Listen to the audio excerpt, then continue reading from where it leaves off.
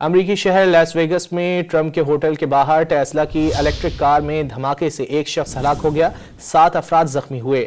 Tesla کی cyber truck کار نومنتخب صدر Donald Trump کے ہوٹل کے باہر کھڑی تھی کہ اچانک زوردار دھماکے سے پھٹ گئی، جس کے بعد اس میں آگ لگ گئی۔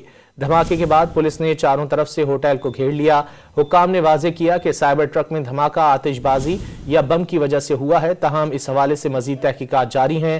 ایلون مسک نے خدشہ ظاہر کیا ہے کہ سائبر ٹرک میں دھماکہ ممکنہ طور پر دہشت گردی ہے۔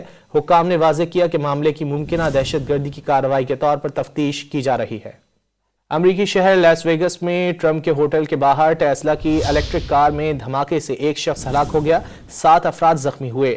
ٹیسلا کی سائبر ٹرک کار نومنتخب صدر ڈونلڈ ٹرمپ کے ہوٹل کے باہر کھڑی تھی کہ اچانک زوردار دھماکے سے پھٹ گئی، جس کے بعد اس میں آگ لگ گئی۔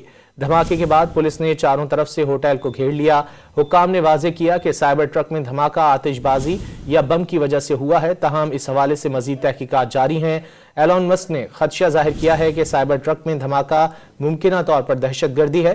حکام نے واضح کیا کہ معاملے کی ممکنہ دہشت گردی کی کارروائی کے طور پر تفتیش کی جا رہی ہے۔